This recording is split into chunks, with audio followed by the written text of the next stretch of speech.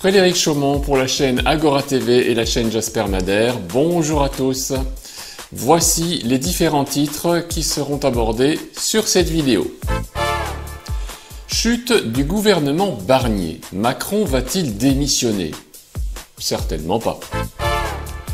Les futurs coupables de l'état profond sentent le vent tourner.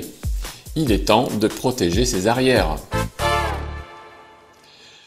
Le Premier ministre Michel Barnier est donc poussé vers la porte de sortie. Que va faire Macron face à cet isolement absolu? Beaucoup de ministres, députés et citoyens considèrent que la démission du pseudo-président est clairement la seule issue raisonnable pour que la France puisse enfin panser ses plaies et se reconstruire sur des bases plus solides. Mais que répondrait Macron face à une telle requête? Alors qu'il se trouvait encore ce 3 décembre en Arabie Saoudite avec de belles lunettes de soleil, le roitelet mégalomane a répondu aux journalistes de l'AFP et de BFM TV. Il répond aux invectives des derniers jours. Il estime que les appels à sa démission de la part d'opposants étaient de la politique fiction, assurant qu'il n'avait jamais songé à quitter l'Élysée avant la fin de son mandat en 2027. Donc là, il semble clair que la démission n'est pas du tout dans ses intentions. Pour une fois, nous le croyons sincère. Ça n'a pas de sens, c'est franchement pas à la hauteur de dire ces choses-là, a déclaré le président. Il se trouve que si je suis devant vous, c'est que j'ai été élu 2 fois par le peuple français.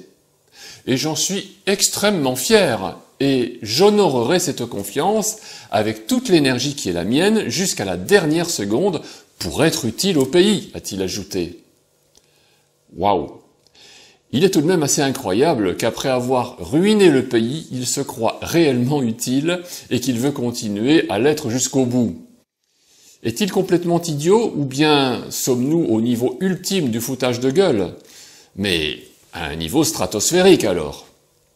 Si vraiment il se croit utile et que c'est sincère, la question de soins psychiatriques se pose réellement et quoi qu'il en soit, il faut le neutraliser au plus vite. Étant donné que le gouvernement Barnier vient de se casser la figure et que malgré ça Macron n'est toujours pas décidé à démissionner pour pouvoir se rendre utile à la France, il semble maintenant tout à fait évident qu'après avoir renommé un nouveau Premier ministre de paille, il va se diriger vers l'article 16 de la Constitution pour se transformer en dictateur accompli. Pour ceux qui n'ont pas encore compris, l'article 16 de la Constitution française de 1958 confère des pouvoirs exceptionnels au président de la République en cas de crise grave. Toutefois, son application dans le contexte d'un président perçu comme incompétent peut poser des dangers significatifs pour la population et le système démocratique. Voici quels sont les principaux risques.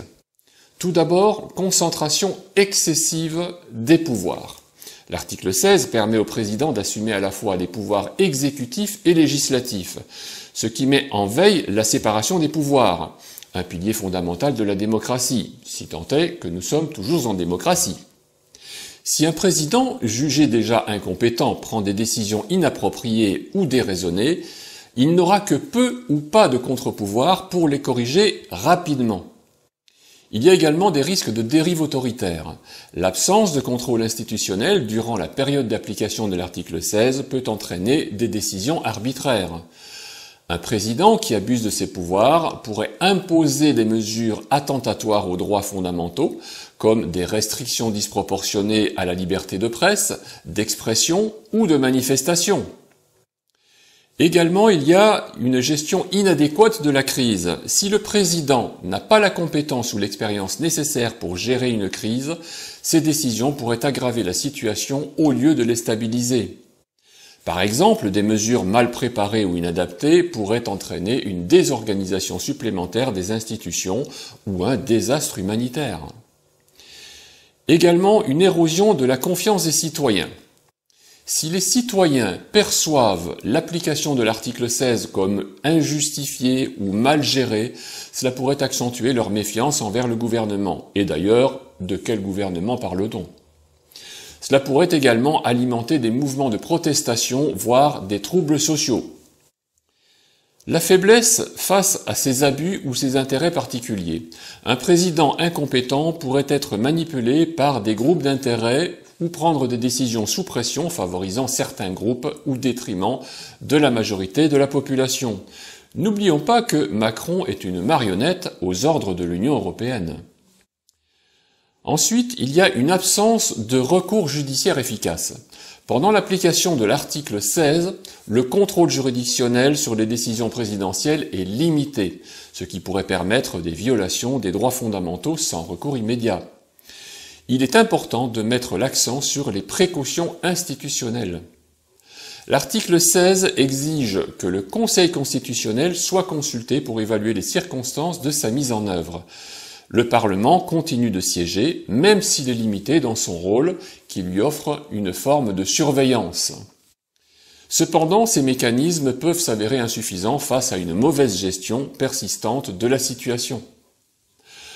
En conclusion, si un président comme Macron déclenche l'article 16, les conséquences pour la population pourraient inclure une détérioration de la situation politique, sociale et économique. Cela soulève l'importance d'une vigilance citoyenne et d'une réforme éventuelle des mécanismes d'encadrement de cet article. La prévention de tels scénarios passe par des processus démocratiques robustes, comme des élections transparentes et un contrôle efficace des pouvoirs.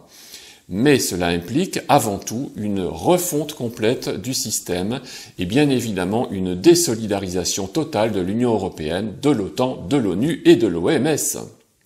La démocratie, c'est le pouvoir au peuple et pas le pouvoir à un cas psychiatrique comme Macron. Il reste maintenant à espérer que le Roitelet n'ira pas jusqu'à décréter la loi martiale qui aurait des effets désastreux sur toute la population. Il faudrait dans ce cas que les militaires se souviennent qu'ils sont là pour protéger la population et pas un fou furieux qui ne pense qu'à sa petite personne.